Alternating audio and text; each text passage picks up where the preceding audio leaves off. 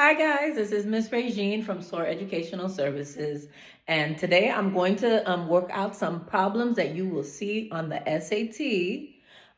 Here's the first one, and let's say they ask us to solve for X. So if you have something like this, the first thing you need to do is to find common denominators. Now the SAT is timed, so you don't want to waste time, going through the multiples. So hopefully you already know that the common denominator is 12. So if this is 12, then the numerator will become 4 because you have 3 times 4 and 1 times 4. So again, this should be something that you're able to do very quickly for the SAT. Okay, so now that you have common denominators, you can add all the numerators. So that gives us 9x over 12 equals 12. And now to solve for x, the easiest way that I would do to solve for x is to multiply by 12 over 9, multiply by the reciprocal, and multiply by 12 over 9 here. And when I did this, I got 16. So x is 16. You can use a calculator to check the answer. Okay, so here's another one, and again, you guys can always pause the video, try them on your own first, and then see how you do. So this one, you have 17 minus 2 square root of x, and it equals 14, and we are asked to solve for x. So it's an equation. We want to undo everything. So we're going to start with the minus 17, the one that does not have the variable. So you would do 14 minus 17, and that will give you negative 3. Next, you would divide by negative 2, because remember, our whole goal is to get the variable by itself. So you divide by negative 2. Divide by negative 2. You get the square root of x equals positive 3 over 2. I would just leave the fraction, and 2 negative makes a positive. And finally, you do the inverse of the square root, which is to take the square of it. So we have x equals 9 over 4. And yep, that was one of the answers. This was a multiple choice question, so that was one of the answers on there. All right, good. All right, let's try another one. So in this one, you have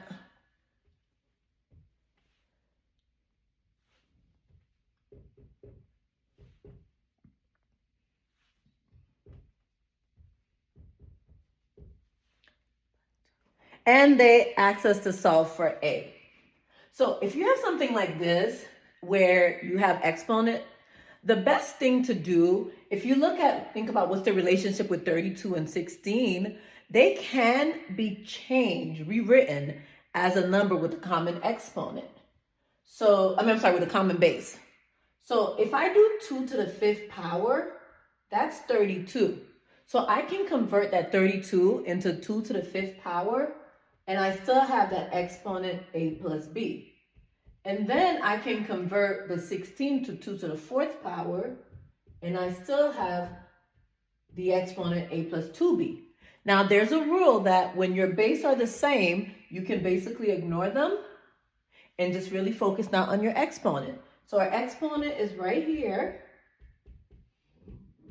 If the bases are the same, you ignore them, and then you can solve the problem by setting the exponents equal to each other.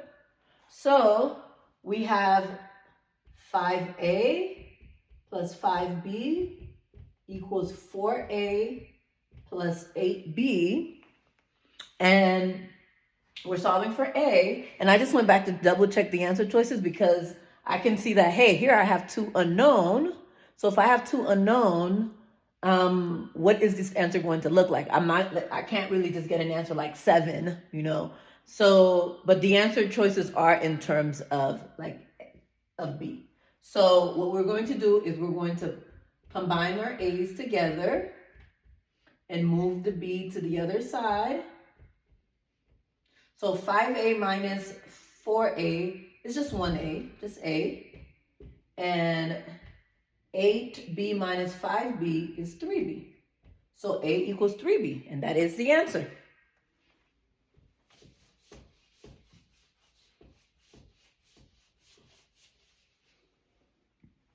All right, another one. It says the arithmetic mean of 3a and 4b is less than 50. So arithmetic mean is the average. So 3a plus 4b is less than 50. So let me change that. And then it also says a is twice b. So what we need to do, it says, what is the largest integer value of a? So now, this is what I was talking about with the last problem. I have two unknown. I have a and a b that I don't know. So this is a system of equation type problem. So I'm going to need to solve it using substitution. So where I see a equals 2b, I'm going to plug in. Where I see a, I'm going to plug in 2b. So we have 3. Where a is, I'm plugging in 2b, and so that gives me 6b plus 4b over 2, right? If I'm trying to solve for b in this case, so I can isolate b, so multiply 2 on both sides. So I have 100, and then in the numerator, 6b plus 4b is 10b. If we divide by 10 on both sides, we have b is less than 10. So b is going to be a number that is less than 10. So it could be 9. It might even be 9.5. It doesn't say like it's an integer, but it's something less than 10. Now, it did say a is less than 2b. So with our answer choices in this case, we had a is 10, b is 11, C is 19, and D is 20. And the question actually says, what is the largest integer value of A? Well, B is less than 10, so B is not 10. So it has to be something that is less than 20, because if you plug in 10 here, 2 times 10 is 20, so then A would be 20, but B is less than 10. So it could be 9.5 or something like that, but it's not that. Like I said, B could be 9.5. If you did 9.5 times 2, you would get 19. And that's your answer. Now, it could be any of the other numbers too, but it says what is the largest integer value? So 19 would be the largest integer value. Okay, let's try another one.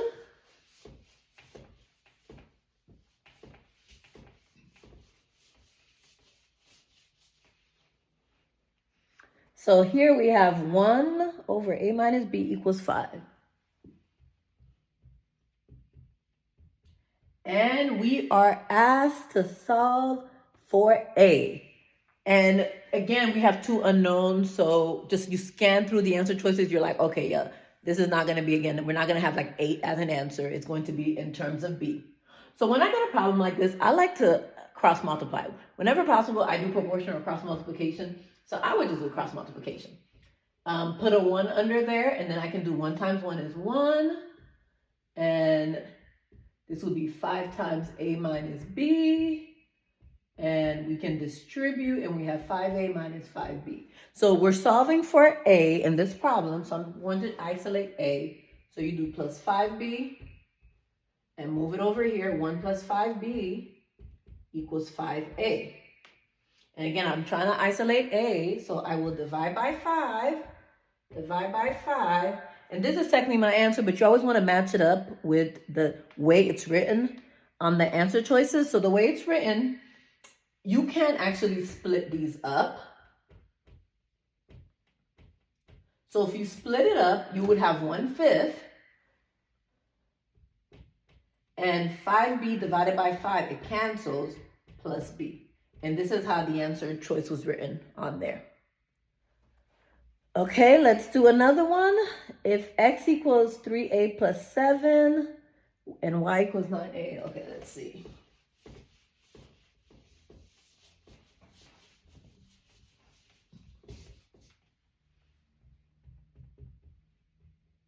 All right, x equals 3a plus 7 and y equals 9a squared.